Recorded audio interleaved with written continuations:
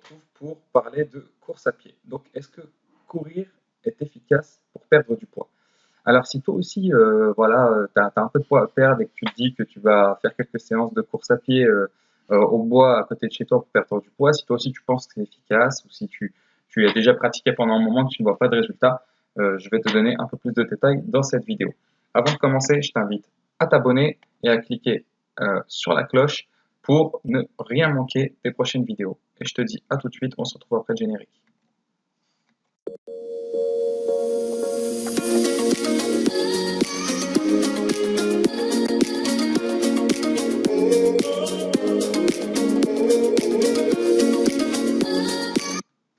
Bien, alors avant de commencer, sache que tu peux accéder à mes guides gratuits qui se trouvent en description.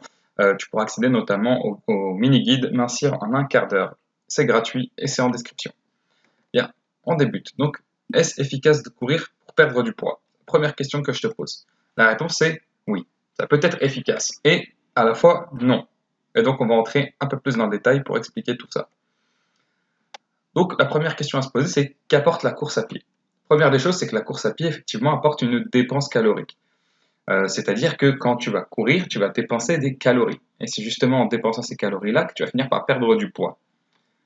Ça améliore aussi donc la santé cardiovasculaire, donc ça pas de problème. Évidemment, plus tu cours, plus le cœur pompe, plus le sang circule et donc ça améliore tout ça. Mais la course à pied généralement est accompagnée d'une perte de muscle et ça c'est un peu négatif et on va voir pourquoi. Mais grosso modo, as-tu déjà vu un coureur de durée? Donc on regarde les marathoniens, etc. Ils courent beaucoup, donc certes ils sont fins, mais tu vois très bien que non seulement ils sont fins, mais en plus de ça ils n'ont pas du tout de muscles. C'est-à-dire qu'ils doivent être le plus léger possible. Et évidemment, il faut avoir du temps devant soi pour faire plusieurs séances de course à pied. Donc, si tu sors courir et que tu cours une demi-heure, 45 minutes par jour ou 3 fois par semaine, voilà, il faut tout de suite avoir 2-3 heures de libre très facilement dans la semaine pour pouvoir effectuer tout ça.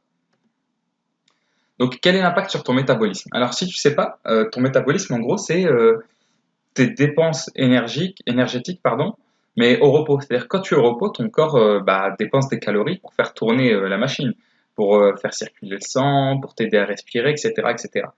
Donc la première des choses à savoir, c'est que effectivement, comme on l'a dit juste avant, tu vas avoir une perte de muscle. Et qui dit perte de muscle dit donc une baisse du métabolisme. En effet, le muscle est un des facteurs qui permet donc d'améliorer, donc d'augmenter ses dépenses caloriques journalières sans rien faire. Et donc, comme tu perds du muscle, tu diminues tes dépenses caloriques. Donc, ça induit une baisse du métabolisme, et ce qui induit donc forcément moins de perte de poids par la suite. Donc, que faire? Donc, effectivement, vous pouvez faire du cardio. Ça permet donc de se vider la tête, par exemple. Parfois, ça te permet de se détendre, tout simplement. C'est pas que pour perdre du poids. Et ce qu'il faut savoir aussi, c'est que quand on fait du cardio et qu'on veut perdre du poids, en fait, on commence à perdre du poids qu'environ aux alentours de 35, 40, 45 minutes de course.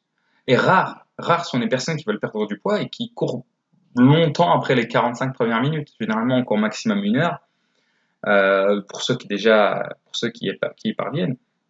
Et donc, en fait, ils dépensent leurs calories, leurs réserves, que pendant un quart d'heure.